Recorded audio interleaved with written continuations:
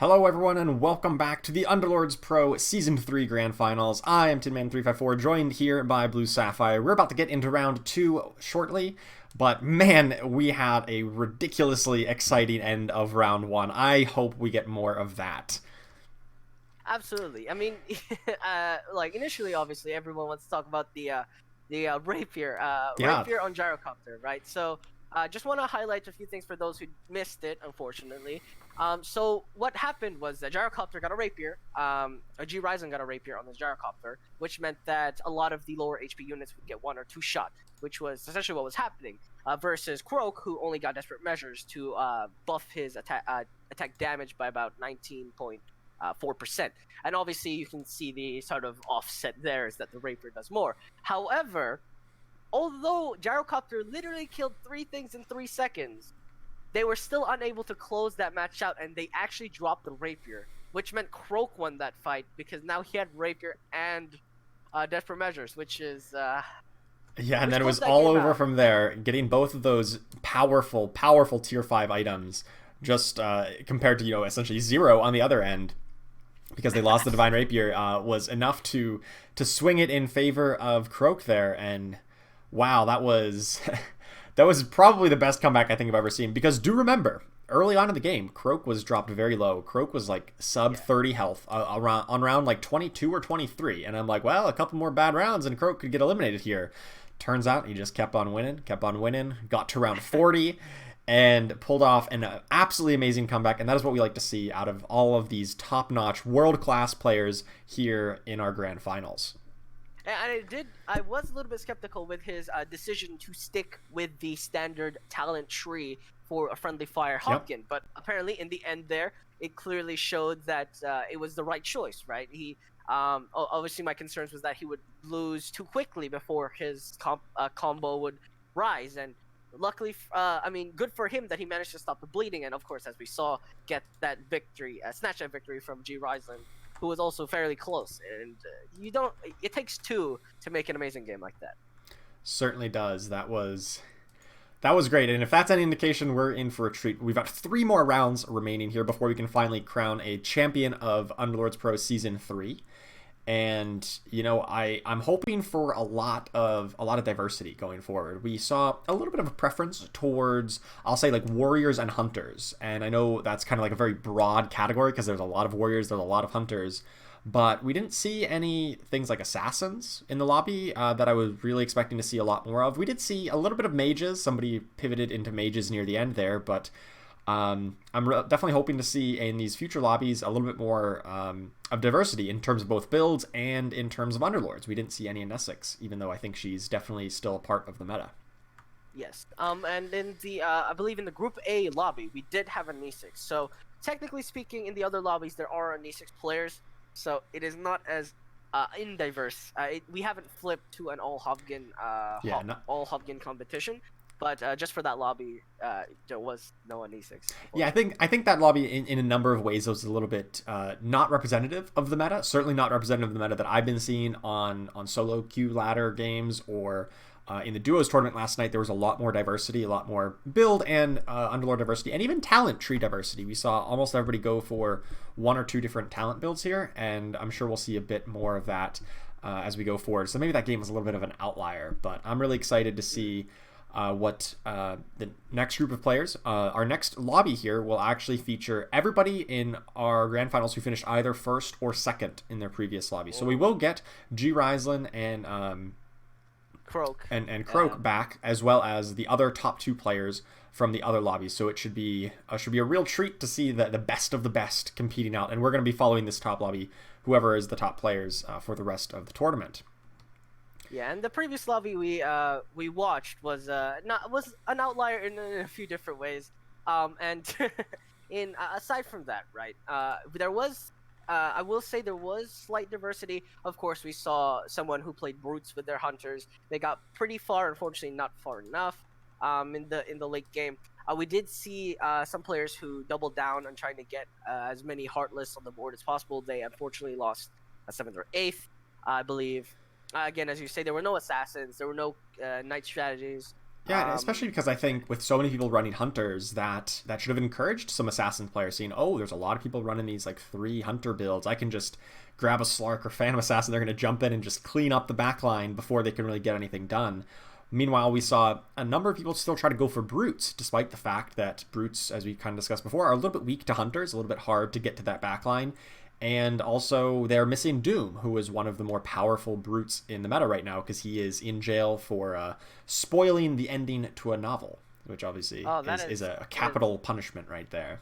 That is indeed a capital punishment. I would remove him from my friends list immediately. Absolutely. Anyways, I think the reason why we're not seeing assassins at the moment, I think it's because, okay, there's a few things where potentially no one found them. We did see a few Nyx assassins in the early game. They were sold eventually. Again, potentially maybe the lack of assassins being found.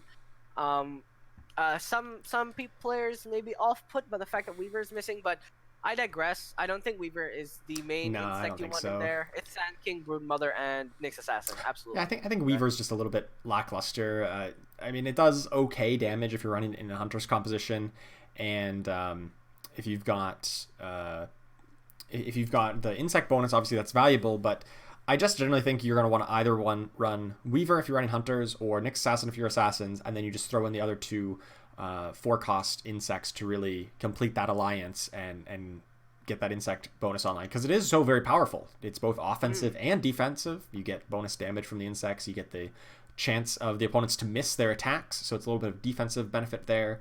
But yeah, I think Weaver is probably the least desirable among the 4. Yeah, and if Scrappies were still in the pool, right, I would even say insects would be afraid of Scrappies, because Timbersaw cleans them up fairly easily. Same with Clockwork, right?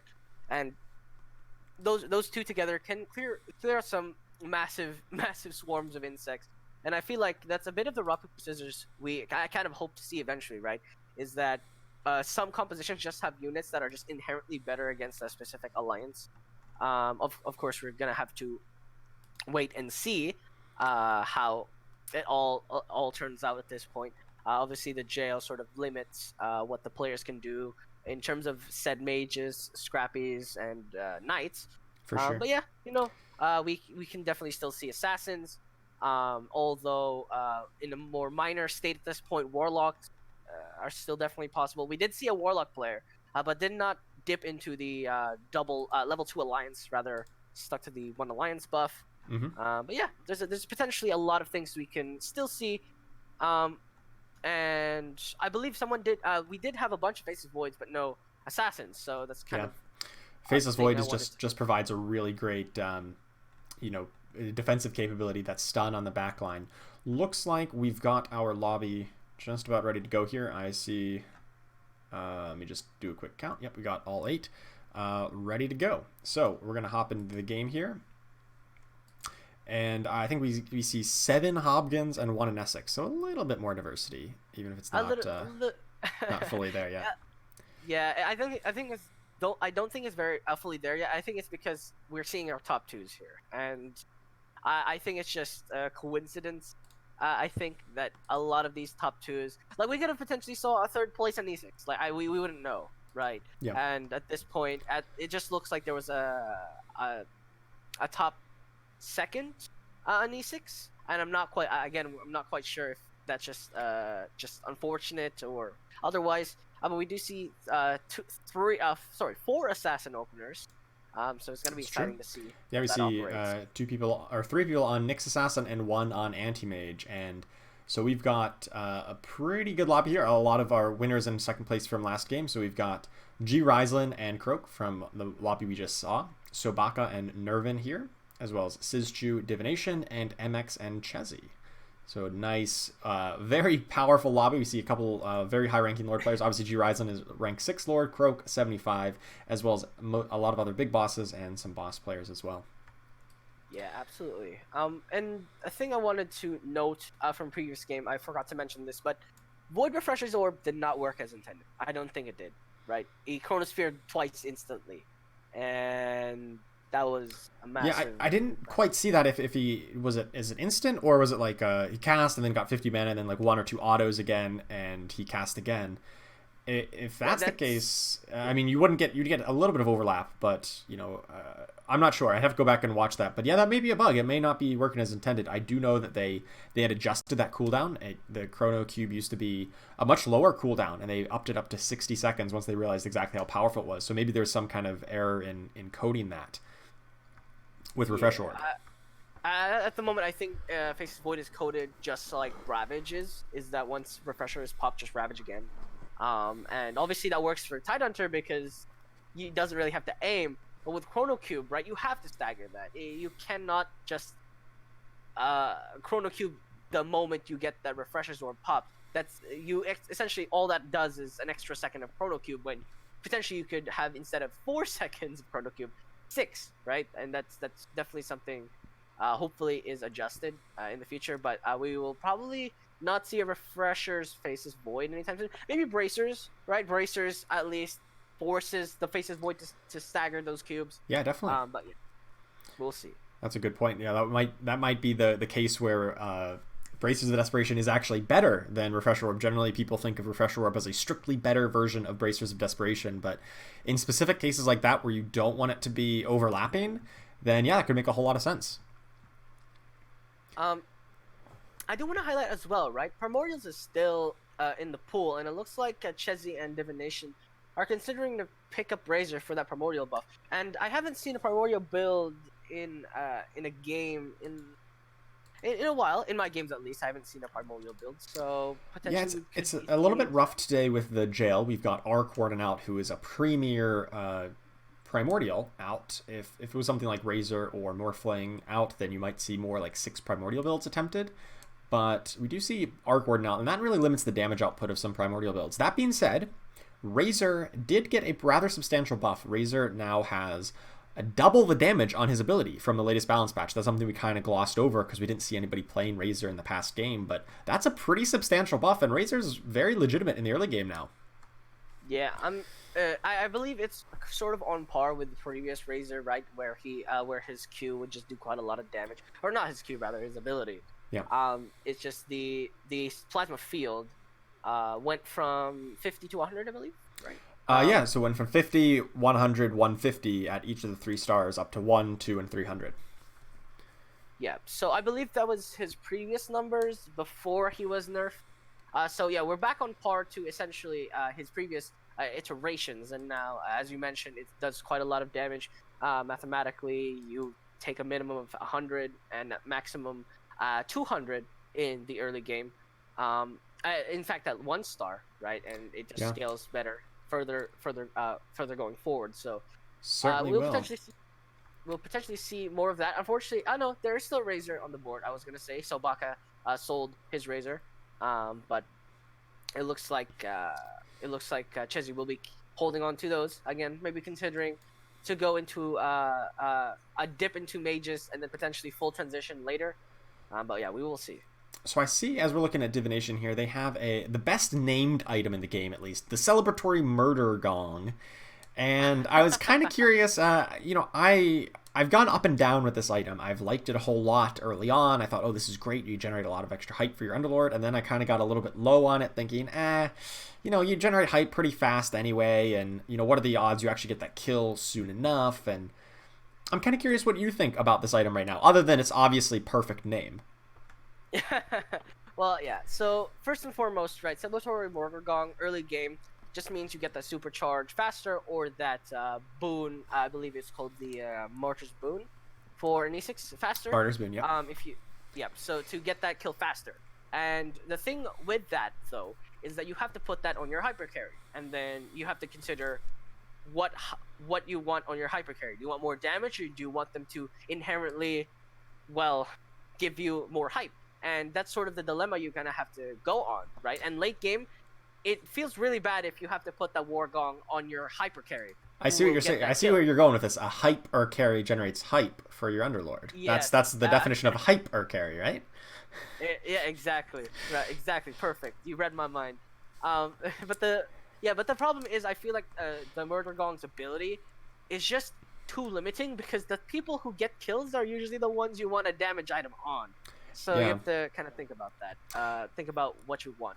Yeah, I'm kind of conflicted about it as well because, early on, you think, okay, I'm going to get, that Explosivo or that Martyr's Boon or maybe even Supercharged faster. But it doesn't really get you your ultimate faster because you don't unlock your ultimate until round 20. That'll be, a round 20 pickup. And by that point, that you really want to be putting a damage item on any of your big damage dealers. So it seems kind of inconsistent to me, and I'm very curious to see how some of these top players in our grand finals here approach that. Obviously, Divination is running with it, but currently not really getting the results, is currently on a little bit of a losing streak with that item on the Drow Ranger here. But I don't think it's the item's fault. I think the composition is just a little bit weaker than others in terms of star level and alliances. I agree. And I think a good change to the Gong, actually, would be that it generates hype per kill your team gets, like maybe 3 hype per kill they get. That way, it's actually effective. You can put that on a support unit, and if that support unit stays alive long enough, then obviously your hype generation goes faster and faster. And in the early game, 3 hype is quite a lot, especially if you want to get that Explosivo off first, the Martyr's Boon off first, and other things. Right? Yeah, certainly better than kind of the all or nothing state that it's in right now. So we're going to hop over to Sizchu here, who is playing the composition that I was hoping to see. Currently running some Assassins right off the bat. Has the 2-star Bounty Hunter, the 2-star Anti-Mage, as well as a Morphling to round out the Assassin comp right off the bat. And Assassins is a build that I thought was pretty strong before the latest balance patch, and it was not affected at all in the patch, although the main competition, the Warriors, were nerfed rather substantially. So look to see Assassins a lot more prevalent in the meta going forward, even though we didn't see it at all in the first round. I think we'll see a few players playing it here in this round. I would say that Assassin strats got indirectly spooked because, again, Brutes got buffed, and getting hit by a Brute means they do no damage, which is kind of the whole point, right? So you have to sort of consider that. Yes, they didn't get nerfed, but I feel like the buff on the Brutes is already pretty painful, and unfortunately... fortunately, Sideshoe gets that win. And because the Assassins are in this game now, you have to consider, Hunters, what you gonna do? What's your plan now?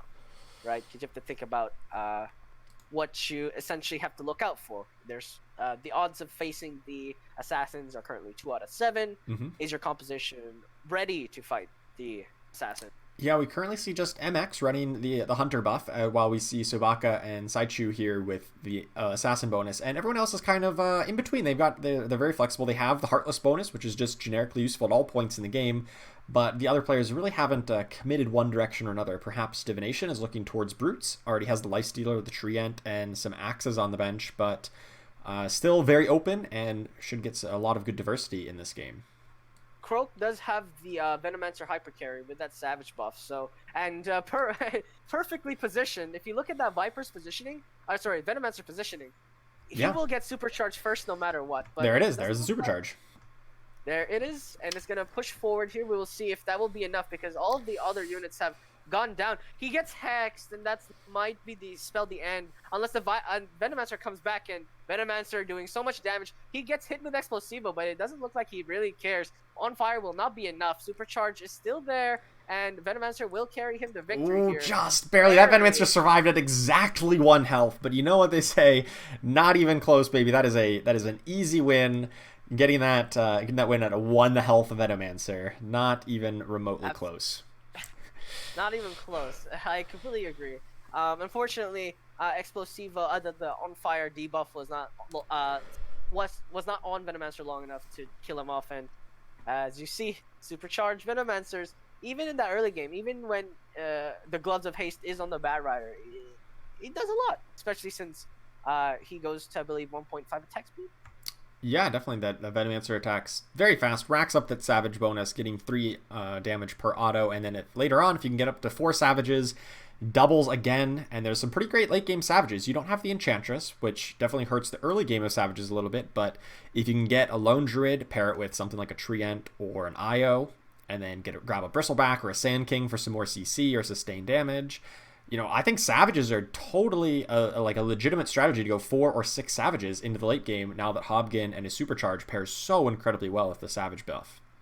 Yeah, and last week we also saw this in a competition where I believe one player did go 6 Savages, and that got him top 4 at minimum, I believe. and it's definitely not the Savage buffs of old, right? Savage buff of old was only early game. It didn't really scale because it just didn't output enough.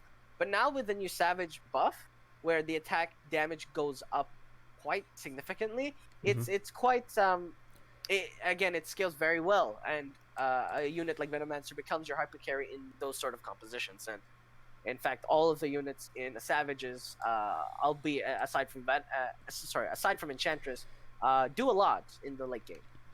So let's talk about our one Essex player in the lobby here, Nervin, as chosen to run with an Essex, which is the slightly less popular Underlord nowadays, a radical shift from the day before.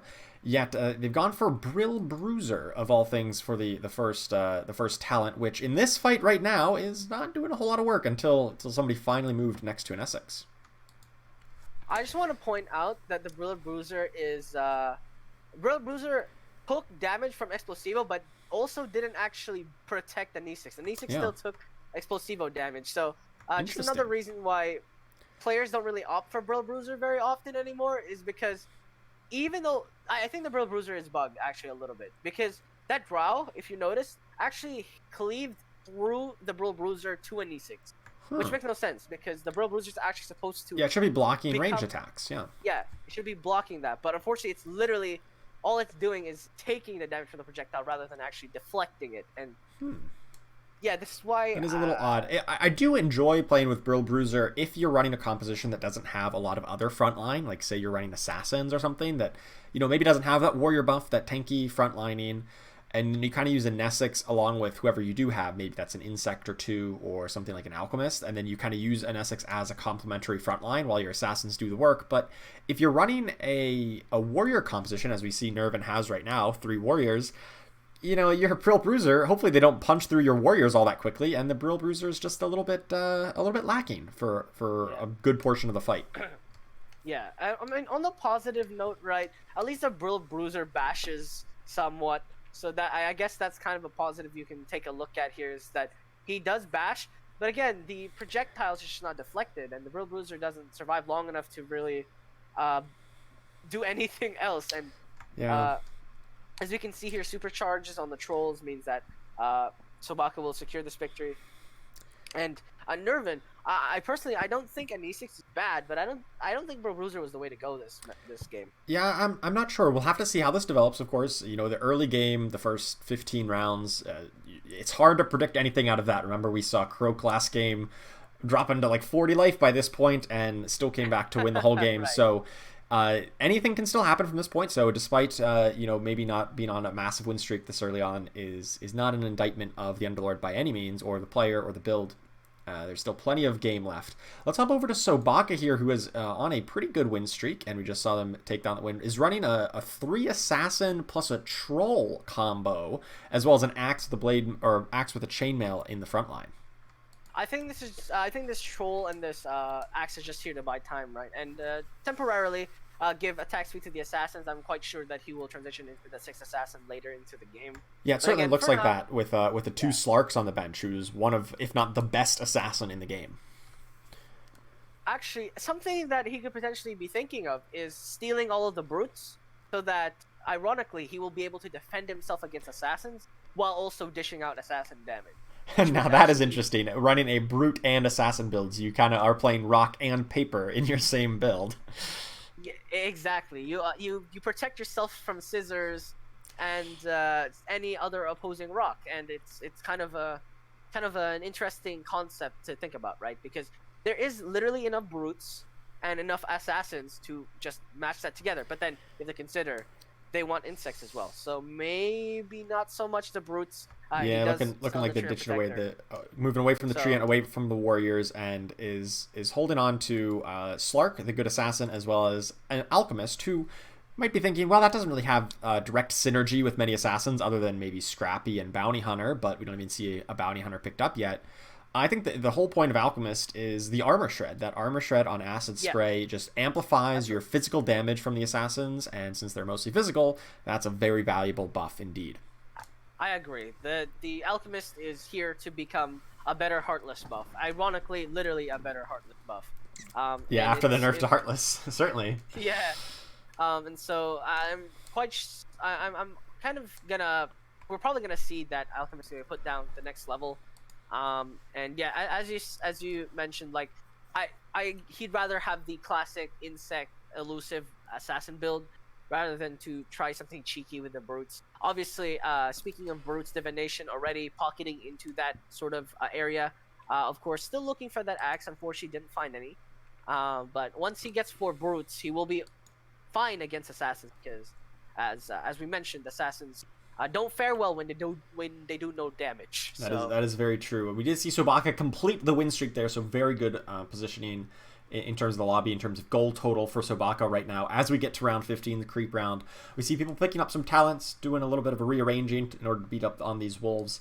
And so we see the Nessex player has picked up Sharp Pain to double the damage output from Pure Pain, while the Hobgen players are pretty much evenly split between Grease Fire and Hot Rod, with 4 opting for Grease Fire and 3 for Hot Rod. So nice division between those.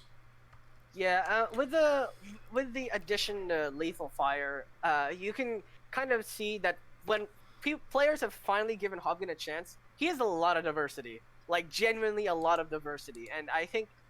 Because now that people are okay with his early game, they're like, okay, I can finally play him and not worry about my early game too much, right? People are finally being able to diversify, and we can see here, as you mentioned, diversity is going to be swapped, and obviously, you can. This goes for all lords in this lobby, right? They will absolutely know what the player who picks up Grease Fire will go, and the player who picks up Hot Rod will go, right? It certainly seems that way, yeah. It's kind of really obvious, right? My mind would explode if I saw someone go Hot Rod into Friendly Fire. Like I would. Yeah, that's generally not going to be advisable. We do see Saichu here is closing in on the first 3-star of the game. Has 1 away from Bounty Hunter 3-star. Now Bounty Hunter, not always the most commonly played late game assassin, since as a 1-cost unit it tends to fall off a little bit. But if you get him up to 3-star, that's going to be a definite force going into the late game. Yeah, I mean, if any unit is a 3-star, keeping them is not not a detriment, and he does find it, which means he will have potentially another slot to put another unit, potentially a tank or maybe a crowd control unit, just to amplify how effective his team will be. He will be going against G Ryzen here, Saichu will rather, and it's not looking so great. It looks like not looking so great. The hook comes in on the Hobgen. And unfortunately, he cannot power through all of that front line, and the acid spray actually kind of helps the trolls clean up the assassin. Yeah, that's a very tanky back corner formation. It's very hard to punch through that Pudge, despite the fact that they got slightly nerfed. The warrior buff is a little bit weaker. Chainmail's not as strong as it used to be. Pudge still has 5,000 health, and that is a lot to try to shred through if you don't get some lucky crits. But now the Bounty Hunter is online. They have 6 assassin bonus, so has 7 units, has the 6 assassins plus Tiny, probably the best pairing at level 6, just to get you that good quick CC from the Tiny toss, and hopefully that buys enough time for your assassins to clean up on the back end here. Yeah, and the next step would probably be to go insects, right? But unfortunately, the problem at the moment for Saichu here is that the fact that he only has 2 Nyx Assassins, which means that insects will probably be difficult if he doesn't get a stronger Nyx Assassin eventually, because Nyx Assassin is one of those units that I don't think at 1-star is really worth putting on the board just for the insect buff. I mean, we'll see if they are willing to sacrifice any output, because again, assassins kind of need all the damage they can get, right? And if you put a 1-star assassin on the board, it's kind of saying that I'd rather lose my output for the insects, and unfortunately for Zaichu, actually he loses against this hunter composition. Once again, we can kind of see the rock paper scissors esque idea of this lineup is that the brutes actually just hit the bounty hunter, and there's also the problem that despite the fact that we made a little big deal about the bounty hunter being up to 3-star, the rest of the composition is kind of underleveled. We have a 1-star Phantom Assassin, a 1-star Slark, a 1-star Queen of Pain, and a Morphling. So really, it's all the eggs in the Bounty Hunter basket, and that Bounty Hunter did get hit by the Shadow Demon's ability, which dramatically slowed its attack and damage. So finding a couple more upgrades now with the 2-star Nyx Assassin and the 2-star Queen of Pain, so maybe that'll turn things around here for Saichu. It is definitely lackluster, right? I'd rather have a PA 2-star than a 3-star bounty hunter in this situation, and I'm sure a lot of assassin players will agree to that scenario. We will Yep. see if that bounty hunter will do enough here. Break does come out on the opposing Hobgin, but that doesn't really affect cast animations. No. But he has to be careful though that Venomancer is gonna do a lot of damage unless it's contested. The Venomancer is still not dead, finally dies, and it looks like the opposing Hobgin actually died in the meantime, so that Venomancer never got supercharged, and Saichu will actually pick up the win. I did want to mention, right, Sobaka's build I actually approve of more in this situation, right? Again, I would much rather have 2-star co-op, Morph, and Nyx rather than a 3-star bounty in this situation.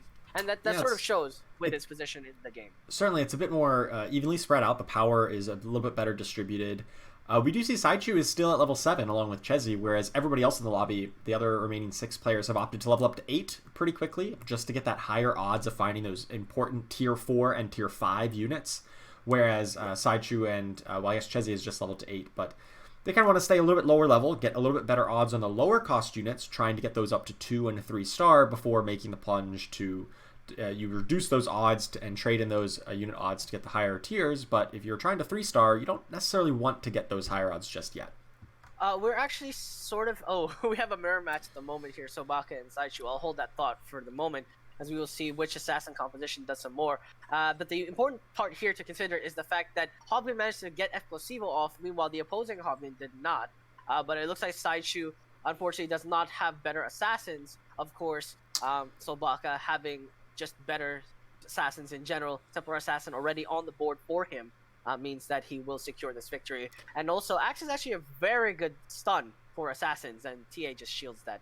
That was a perfect timing for that shield from TA, yes. And we see Sobaka has some really good, they leveled up. Sobaka's leveled up, which means the higher odds of the tier 4 units. And we see some very powerful tier 4 units sitting on the bench waiting to get up to 2-star to come in. We've got a pair of Tide Hunters, one of the best CC units in the game, as well as a Kunkka, which could potentially come in as another CC unit as well, or even the Sand King looking towards insects if that comes together for them.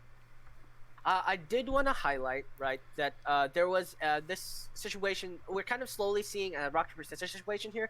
We have 3 hunter compositions, we have 2 brute compositions, and we have 2 assassin compositions. Now, if viewers didn't notice, Sobaka actually lost to Divination, who has that brute, and he was last place at that point. So you can kind of see how much just having brutes hitting assassins can change a fight. It's that the assassins just don't do anything, and I'm kind of a little bit like highlighting this, I think, too much, but again, brutes are just very effective against assassins who really do want their damage to not be altered in any sort of way, aside from positive. Yeah, and to go into that, there's those 3 different builds, but we also see Croak going a different build as well. Croak is running with a Savage build. Looks like it already has 3 Savages, and based on the looks of things, probably looking to go even more, just to really take advantage of that supercharge from Hobkin to increase the attack speed, gets more stacks from the output. Doesn't have very good item choices here. Meanwhile, we see Divination pick up a Daedalus. That is extremely powerful on round 20. Ooh. Yeah, that's nasty, especially on a Lifestealer. They did buff Lifestealer's Steel, which means that tankier units basically just feed the Lifestealer at this point, and even lower HP units, right? Even if he doesn't heal very much from them, because they buff brutes, his initial hit is just so strong now, and that just inherently makes him just a better unit at this point. Yeah, Lifestealer was kind of a good concept, but understated. Kind of the same idea with Legion Commander, where it was just not playable before the patch just because its stats were lackluster. Low attack speed, low attack damage. But with the recent buff, I think Lifestealer's definitely come into the meta as a pretty decent choice. Here we see it getting immediately disarmed by the Slark and then immediately taken down by a bunch of assassins. Not where you want your big carry with a Daedalus to be. However, Train Protector has punched already half these assassins down to size, which means they're not doing as much damage as they hope for. However, Slark might carry the rest of his squad to victory here if he gets more of those leaps. Lone Druid is stunned, and Hobgin is focusing on a different target, but Slark is not going to do enough. And just another idea of the brutes, right? The Train Protector just sort of tanked the front line, turned around, and punched the Anti-Mage, who then was suddenly doing only 60 damage, if I caught that correctly, per hit, which is something dangerous. Like that, yeah. The Lifestealer with the big Daedalus we talked about dealt 218 damage. one auto attack, really. And yet they still come up with the win because of a more diversified damage output. You got damage output from Lone Druid, just stacking up with that bear. The Hobgen dealt pretty good, as well as so did Bristleback. So just in those longer fights, the Assassins couldn't quite keep pace. It was all kind of all the eggs in the Slark basket, and the more diverse build here of Divination was able to take that win on that round.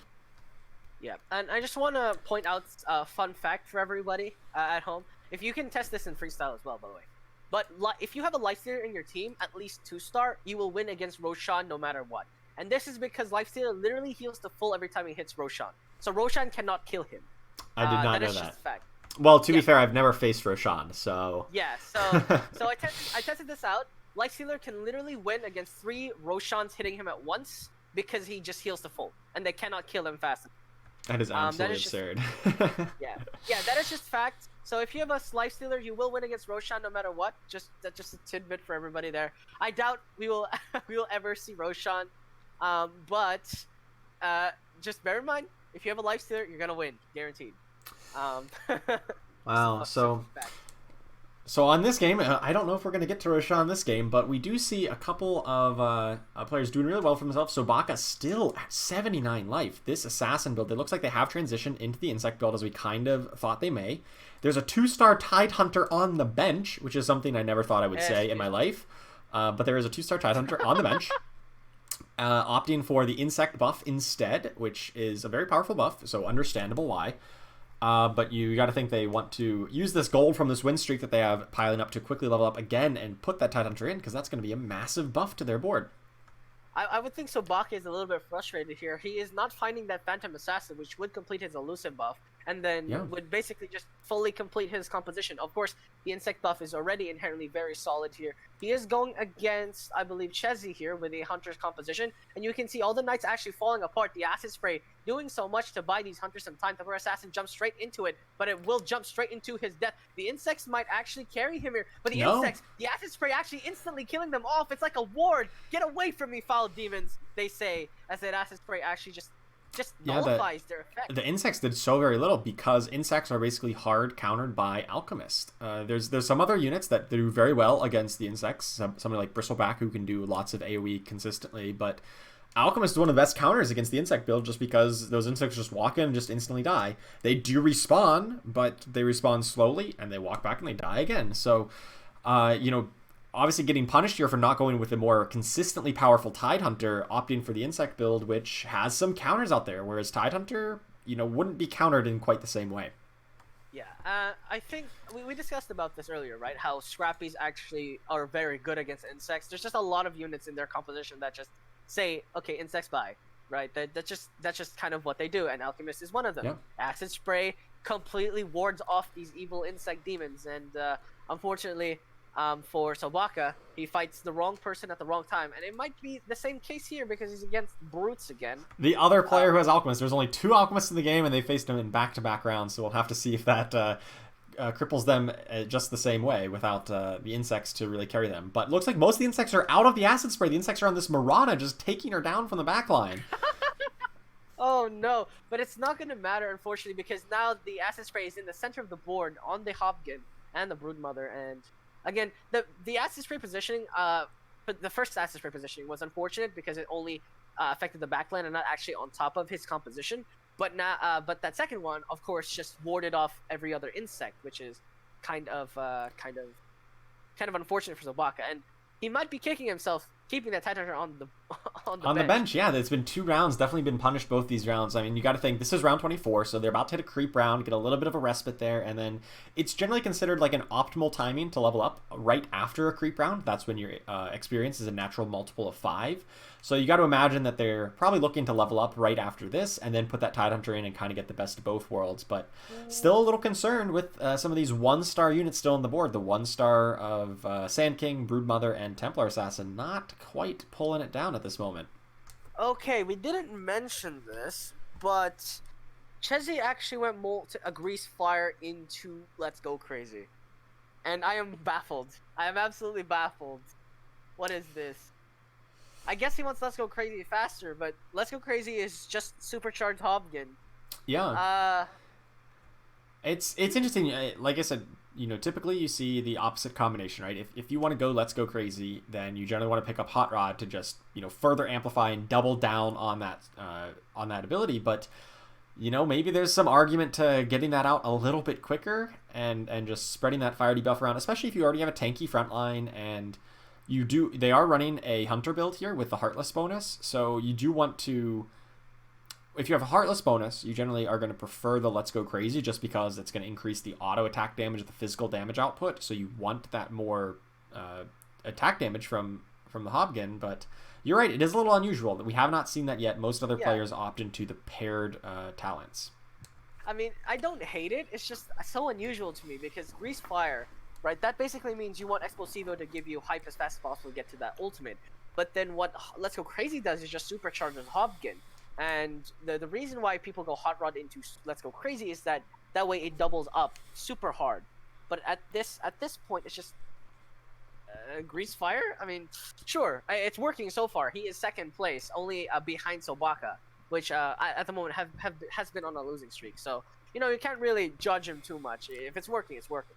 Yeah, the game is still definitely very close. We'll watch Chezzy here on this fight to see how this works out. Has picked up a Tombstone, which is effectively a glorified target buddy at this point, but is up against some assassins. That's the 3-star bounty hunter of Saichu here, and also has a 2-star Slark with a BKB. Maybe not the best item on the Slark, but it does let him survive for an extra couple seconds at the start.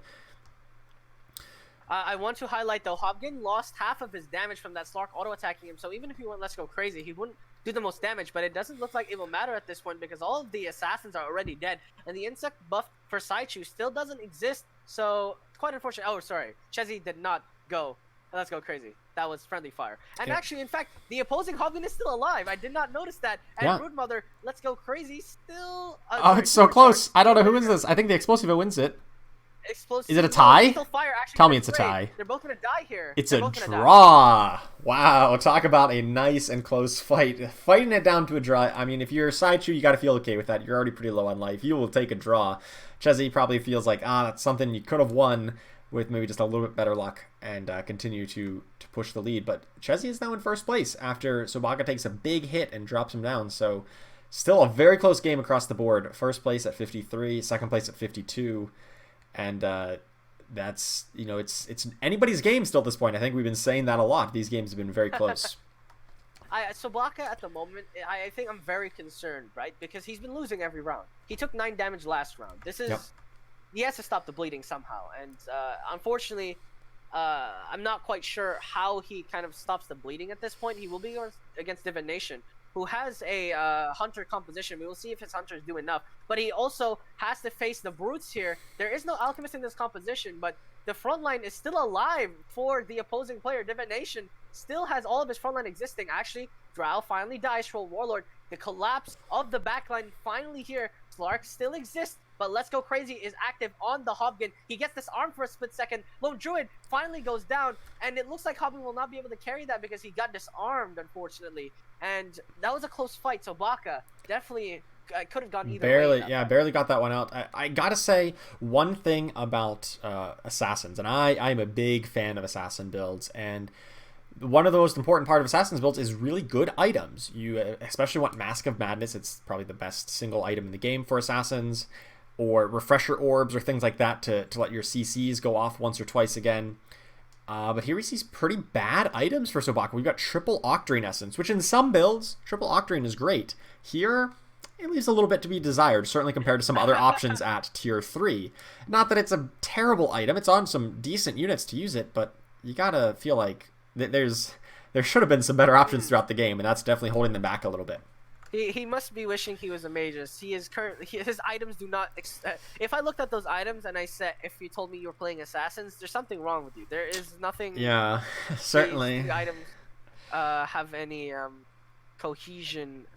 Potentially. I mean, you could put the Octarine Essence on the Temper Assassin. That means she has a permanent shield up at all times. I think that would be better than Nyx Assassin Octarine Essence. But again, it's all to preference. We will see if that will help him. But unfortunately, going against an Alchemist, he must be sad about this. If that Alchemist gets Acid Spray off, the insects will do nothing. But that's only if the Alchemist gets it off. The Alchemist right now is not getting that damage he needs. He finally gets an acid spray off, and now these insects are completely irrelevant from this fight. But is it too little too late? No, it's not. The acid spray actually amplifying all of the physical damage from all of these hunters. Burrow Strike comes out, buying so much time for Sobaka, but it's not looking like it'll be enough. Assassinate comes out on another enemy unit. The acid spray, once again, look at these insects. They're helpless. They can't actually push forward. It's only up to Hobgen now and his swarm of insects, but Assassin's gonna pop fire, and it looks like Hobgen will collapse here as the insects die immediately as all units go down. Sobaka does take a loss, but it's a very narrow one, only taking 5 damage, and given the state of the rest of the lobby, still maintaining a good hold on second place, despite being on a pretty big losing streak, or at least losing many of the last of the previous rounds. Meanwhile, we've got Croak, our winner from last game, is in a familiar territory, right on the edge of elimination. So if I'm a betting man, I'm going to put money on Croak to win this game from this point. Oh. Well, certainly so. It's kind of a familiar sight we're seeing here. There are 7 alliances active for him. I believe we saw this last time on another player. I'm not quite sure who it was, but yeah, currently riding on these very strong tier 4 units to sort of carry him into this game. But he will be going against MX here. We will see if he will push forward against a Medusa. The Acid Spray gonna get popped here, but the Alchemist instantly dies. Warm gets hooked in, gonna get killed off here very easily. Ravage comes out, but only on the Bristleback, who doesn't really mind getting stunned for a few seconds. The push forward from the Medusa actually not gonna be enough as the right-hand side is going down. But however, Io comes back with a Trio Protector, only to stall the inevitable. Friendly fire on both sides. Look at all of these bombs drop. However, the Hobgen finally goes down, and it's all to the Tombstone, but the Tombstone will not do enough. Yeah, that Io bringing back the Alchemist in that fight was definitely clutch. That 2-star Alchemist just came back and threw down another Acid Spray, dealt some more damage, and really cleaned up the fight just barely in the end. So Croak lives to fight another day. Croak does have an Aegis of the Immortal, so it does have a kind of a second life total here. But still, you're never comfortable sitting at 1 life with an Aegis. So here we hit round 30, and still have all 8 players alive. That's pretty impressive. A thing we have to take note of is Saichu does not have an Aegis and is at 2 HP. And the thing he has to be concerned about is the fact that, yes, he's completed his build. Like, this is the apex of what you want your assassin build to be. But there are counters in this game. It isn't a free assassin's game. I don't know. I'm actually liking where Saichu's at right now. I mean, obviously you don't want to be in this life total situation, but look, yeah. 40 gold, and that's plenty of gold to start rerolling with. So at the end of this creep round, you're going to start rerolling a ton, and you're 1 away from Slark 3-star, which they just got, 1 away from Phantom Assassin 3-star, 1 away from Templar 2-star, and if you get all those upgrades, you suddenly have 5 or 6 of 3-star assassins, and I don't care if there's counters, if there's, alchemists to counter your insects. If you got 5 3-star assassins behind it, oh my god, 5 3-star assassins is gonna do a lot of work. I don't care who you are. Oh Jesus, what is this game? Zaishu is at 2 HP. He rerolled for a dream, and he woke up, and that dream was a reality. This is insane. This is crazy. The thing we have to look out for, right, is the item he picks up, because at this point I don't think you can pick up a Mask of Madness unless you want to intentionally downgrade your item. He does have the option of a higher class of criminal. He picks up Daedalus, obviously, for the PA, I'm assuming, and then Sacred Relic on the TA. Yep. But yeah, you're right. I mean, Zaichu did lose the last round. That's where my suspicions are coming from, is that well, since that last round, they got 3-star Slark, 3-star Phantom Assassin, and I think a 3-star Nyx Assassin too, or some other 3-star in that mix. So I'm just looking at the board, and I'm not really gonna bet against 5 3-star assassins. It's really hard for me to bet against that in any case. Yeah, I mean, I completely agree. Right, Saichu potentially has the option to reroll to look for that tier 2 TA. I think tier 2 TA would actually clean up this board very nicely. Meanwhile, Sobaka, his opposing assassin player, will be actually against him here. We will see if 3 assassins is better than 6 here. We will and the push forward will be enough. BK beats Slark. Once again, will buy him enough time to deal that damage output, but the assassins in the backline doing their damage. They're doing so much work here. The Hobgen on the opposing side already dead, but both Hobgens are down. Insects on both sides fighting to fend off the opposing players. But look at this. The assassins are actually not doing enough. The Breathe Fire actually connects on 2 of them. Slark gonna finally drop here, and it's up to the it's up to the Anti-Mage and the Nyx Assassin to do enough here. The push forward, might be enough here, and it looks like Yeah. it will be, but just barely against the block. Insects were still going strong late in that fight. The insects were definitely carrying at the end of that fight.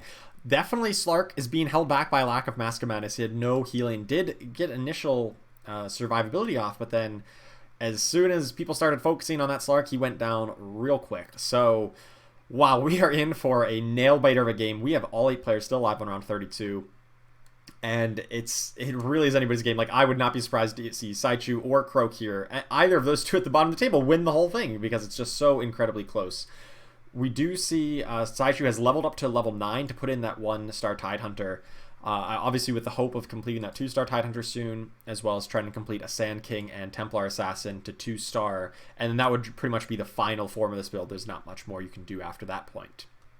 Yeah, absolutely. And a thing...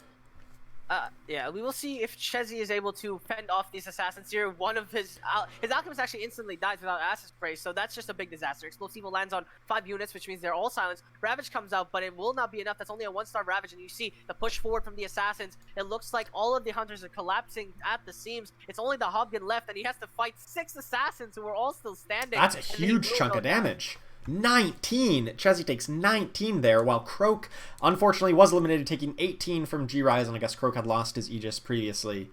And that is our first player down on round 32, and if you're going to round 32 and eliminate an 8th, that's got to feel bad. You got to think, man, I survived this long. You're kind of expecting to get a little bit higher placement than 8th place. Yeah. But this is a tough lobby. All these players are very equally matched, and Croak goes down first. Yeah, I was gonna say G-Risen's build is very familiar to last game, and I was gonna say who best to beat him than Croak, but unfortunately G-Risen says no. I'm gonna cut this problem from the bud. Immediately eliminates Croak before any shenanigans could occur. So G-Risen will have his team. Hopefully, I think he will probably think twice before picking up the Divine Rapier again. But probably would, but you know, you can't get punished if you just eliminate everyone before round 40, and at this pace we could start seeing 2 or 3 people eliminate every round from now on. Here we see G-Rising going up against the Saichu, against the massive amounts of 3-star assassins. We'll see if this 2-star Medusa with her Stone Gaze can stun them up long enough to get them down. It's really close. The Stone Gaze comes out, and Slark is just getting focus fire down, and Slark is not enough. They're gonna push forward here. The Nyx Assassin and the Anti-Mage in the middle of the thing of the fight here, but the Stone Gaze, Medusa actually keeps all of the assassins off the Medusa, and therefore Saichu is unable to actually secure this win against G-Risen. Again, that Medusa and the Gyrocopter was not attacked. In fact, the assassins jumped backwards to attack warriors, which is what kind of let the damage output roam free in that fight. Yeah, you have so many of the assassins, but what is the key to beating assassins? Well, you got to stack up in the corner, you got to CC them, and you got to have damage to burst them down during that CC. If you let the fight go on and get scrappy and all spread out, the assassins are going to win that fight. But here you saw the Medusa Stone Gaze stun everybody up, the Tidehunter stun, and then the damage output from Medusa as well as Gyrocopter and Troll Warlord were able to clean up relatively efficiently. So G-Risen has knocked out Saichu. Also, Divination was eliminated there slightly quicker in 7th place. And so this seems like G-Risen's game to lose based on the life total and win streak, but everybody else is still very close, and it'll be interesting to see who goes out next. G-Risen will be going against Chezzy here. We will see how this fight will turn out.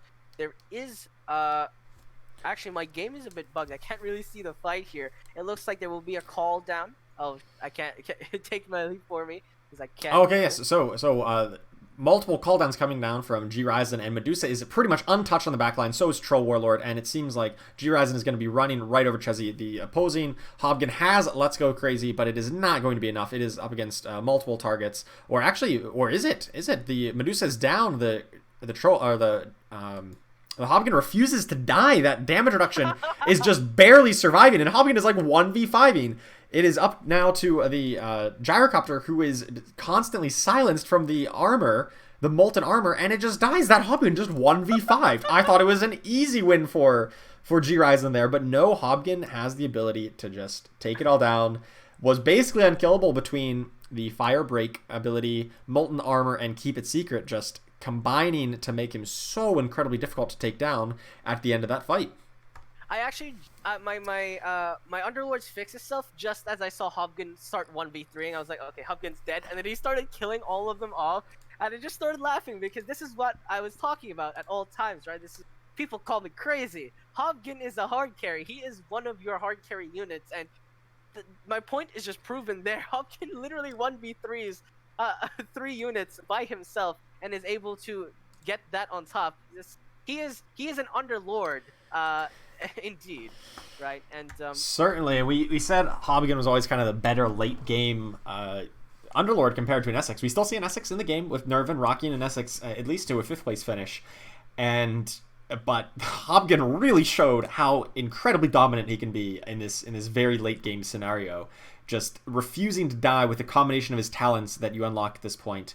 And now we see G-Razin has the option of Shiva's Guard, Radiance, or Eye of Scotty here on round 35, so gonna pick up a pretty good item one way or another. Has chosen to pick up Eye of Scotty, a little bit surprisingly, opting for the tier 4 instead of the tier 5 item. Yeah, this is why I kind of disagree with players who put Hobgin in the front just so you can get that cheesy silence off early, because people underestimate actually how much damage he does. Like, my point was kind of proven there when Hobgin literally just 1v3'd, right? 1v5? It was 1v5 before that. It was a 1v5? Like, that's kind of my point, right?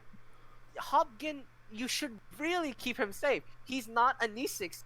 Him existing, it will carry you the game, and I think that's just a lot of players underestimate that fact. G-Ryzen will be against MX here. We will see if MX will be able to carry himself to victory. Actually, no. Once again, Hobgin's in the front line, which means he will not be doing the damage output. In fact, gets hit in the face with a Ravage, and this is what I'm talking about. Hobgin will not be able to operate in any substantial level of damage. Hook comes out, kills the sniper off, but that's not really the main damage output. It is the Medusa and the Gartoffer. Another Stone Gaze comes out. The split shot Scotty actually eliminates 3 heroes on the right-hand side here. Bristleback will also fall, as well as the Beastmaster. The opposing Medusa, however, doing his best. No item on her, which means that she will not be as strong as this enemy Medusa, and we can see Hobgin as well assisting in that fight. So G-Razin survives that fight. Chezzy unfortunately goes down in 5th place, just taking the top of the bottom half of this lobby. Eliminated by Nervin, running the sole representative of a Nesix here, who is running a 3 Warrior, 3 Hunter, 4 Heartless build, is running Pudge, Shadow Demon, Necrophos, and Drow Ranger, as well as double 2-star Mirana, and is actually 1 away from 3-star Mirana. Now, if you've never faced against a 3-star Mirana, it's pretty scary. That is a very, very long duration Sacred Arrow, and she deals tons of damage with it. I think, again, I want to note is the fact that some of these players are putting Hobgin in the front. I don't agree with this. This is really bad, especially when you have a composition that will instantly kill that Hobgin. That silence is not worth it because he is another damage source. We will see once again, Hobgin will instantly die, giving dead in 3 seconds. Boost. And the push forward here, Mirana gets hooked in and then leaps out, but unfortunately dies anyway. Ravage comes in, Petrify will land on several units at once. Bristleback getting stunned up here by the Bro Bruiser. Gonna try and push forward, but the Medusa is still standing. Medusa will finally fall here, and the opposing enemy carries is the Medusa and the Mirana. Mirana gets broken here, so will Medusa, and Medusa will fall. The Ancient Golem distracting the Mirana. Mirana does not have any cooldown, so she will go down. And E6 claims that victory, and MX, once again, will take another loss, and loses the Aegis from MX, yeah. Yeah, you're right. You're totally right. That Hobbigan just died in, I don't know, 3 seconds flat right at the start of the fight. Didn't do anything other than, it definitely dealt some damage, applied some burn, but, like, he's so much more valuable in a longer fight. He did okay, but that didn't really stop Medusa from ulting, didn't really stop Tidehunter from ulting. Yeah. And you're right. It just did not work out very well in the end there for him. I disagree with people using Hobgin as a walking silence. He is literally more than that. It's just weird to me that they put it in the corner expecting to get the silence off, but literally him attacking is already a free silence. I don't agree with the fact that you're using Molten Armor that way. Molten Armor is supposed to keep him alive longer, and we will see if MX will be able to fight against Sobaka here. Sobaka keeps his Hobgin in the backline. You can see damage output. Immediately, Explosivo will land. Both Maranas leap into the Chrono Cube, which means they will be out of this fight. Hobgin finally gets a supercharge off on the Lone Druid. You can see in the backline the damage output is strong. However, the front line for the opposing Hobgin might be too much here. Sand comes back up. Burrow Strike connects, and it's now up to Hobgin, who is the last man standing. Unfortunately, he 1v5 before, but I don't think he can 1v7 against an opposing Hobgin, and he will fall. MX will be eliminated from this top 4 composition. G-Ryzen, in the meantime, versus NRVN.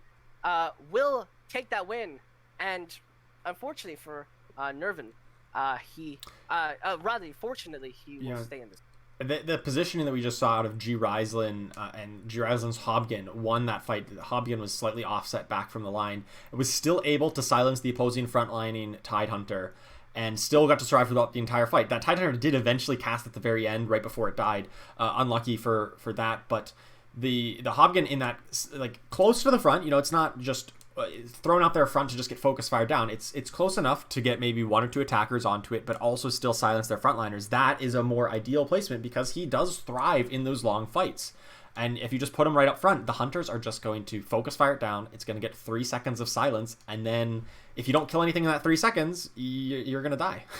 Use a split shot here, doing a lot of work. Ravage will also connect. Hobgen is unable to silence the enemy Tidehunter. Call down will also land. All of the abilities actually getting spit out here by the enemy team. Hobgen for G. Rising is already dead. Actually, in fact, he's still alive in the corner there. Opposing Hobgen actually dies, and all of the damage output no longer has any frontline defense, and the enemy Medusa, look at that attack speed. Look at that Scotty actually obliterating everything in its path, and then Final Marana will get eliminated, and MX will not be able to stand up to that. Meanwhile, NRVN versus the ghost of G. Rising. We will see if he's able to push back against it. It looks like she will. She's managing to sustain forward, but it's up to Hobgen and the Troll Warlord now. We will see if they do enough damage. However, Hobgen gets broken, which means all of his passes are ineffective. Explosiva will not pop, and NRVN will sustain that win against G. Rising. Yeah, Nervin barely, does take that win there with the double. Marana just pulling a lot of weight from that back line, and now we're down to a 1v1. They do get to the troll round, so they get a little bit of breathing room here to get a new item and get a little bit more chance at those upgrades. Once again, Nervin is 1 away from a 3-star Marana, which gotta be thinking that's going to be a big upgrade, because that also frees up a spot on the board to put in Bloodseeker, which doesn't seem very good, but does give you the Deadeye bonus to make your sniper that much more effective,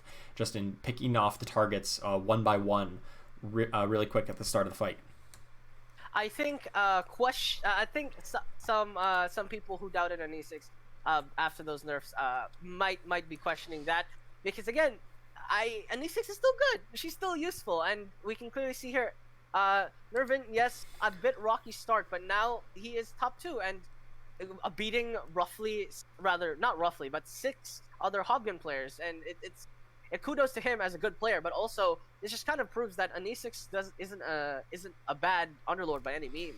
No, I definitely think not. I think a lot of players were just interested in saying, well, I want to try Hobgen because I haven't had a chance to play him for a long time, so I just want to see what he's all about and play him because he's kind of new, because he's not new, but you know what I mean. He's newly viable, and people just want to try the new thing. And I think a lot of players, myself included, were on that bandwagon, and that's why we see so many Hobgens today. But it's showing up that an Essex is still absolutely, completely, totally viable in the current meta, and we may even see Nervin take down the win here, because last time they fought, Nervin did beat up on G. Riesland, so it's going to be a close finals here for sure. It will absolutely suck if the mental. I'm actually concerned for G. Rising here, because if he loses this again, there has to be a subconscious mental block. That means he kind of lost twice in a row. I mean, to be fair, last time he didn't have to pick up Rapier, but even without the Rapier, he lost that fight, which is kind of concerning, right? Because against his ghost, Nervin managed to win. So apparently, it's dangerous. It's going to be interesting to see. So Nervin has picked up double expanded roster, and there are now 12 units on the board for Nervin. We've got 12 units. I think that's obviously the most I've ever seen. I've never seen someone pick up double expand roster before, and we see double Faceless Void, one up in the front line, hopefully cast on their front line, and one to jump into the back and cast another one back there. So I gotta favor these Faceless Voids. They're gonna be very impactful if they get a good ult off quickly. We will see if these Chrono Cubes will be effective. The first Chrono Cube goes out. The second Chrono Cube actually permanently locked down the Slaughter and the Tidehunter out of this fight. No Ravage has been popped yet. However, the Medusa is still standing. He is unable to be attacked. Nothing is focusing it yet. The Brill Bruiser actually finally attacking it, but he's attacking so slow because of that Scotty stuff buff. Ravage comes out, attacking into the Faceless Void, finally gets eliminated. Assassin comes out on the Slaughter. Medusa is still standing though. Brill Bruiser finally gonna go down along with an E6. Medusa finally gonna fall here. Troll Warlord still standing with the Mask of Madness. Hobgen on the right hand side doing a lot of DPS as well, because he is also hard carry. Although Troll Warlord gets stunned, it doesn't even matter because Hobgen and the Tidehunter actually does enough damage. Yeah, as that 2-star Troll Warlord was just able to sustain through the whole fight, and despite having 12 units, Nervin does fall to G. Riesland and the very powerful Tidehunter with an Assault Cuirass, and Medusa with Eye of Scotty, as well as, of course, Troll Warlord with a Mask of Madness. Very, very powerful late game plays, and G Ryzen, despite coming up just short last game, manages to take down the second lobby for a first place finish. I mean, well played to both. Absolutely. Absolutely. Very well played. That entire lobby was very strong. Looks like I got disconnected from the game server, but that's okay. We're going to come back to us here. And that was, an amazing game. We saw a lot more diversity. We saw at least an Essex player. We saw some assassins do pretty well for a lot of the game. They were a little bit countered by people being stacked up in the back corners, and especially with the alchemist kind of countering the insect buff, but saw a lot more diversity there, and obviously had a very good finish from G Ryzen there to take it all down. Yeah, I mean, G Ryzen, previous game, unfortunately, just snatched the claws of victory. Croak snatched the claws, the jaws of victory from G Ryzen, but this time finally gets his deserved prize, and we'll probably be seeing him in the next lobby, hopefully. Yeah, I definitely think so. I know definitely we'll be seeing G Ryzen with a first place and a second place. Has got to be near, if not at the top of the standings right now. We are halfway through the grand finals of the Underlords Pro Season 3 grand finals here. 2 out of 4 rounds are in the books, and we will be back shortly in just a few moments with round 3 whenever that is all ready to go. So don't go anywhere, and we'll be right back with round 3.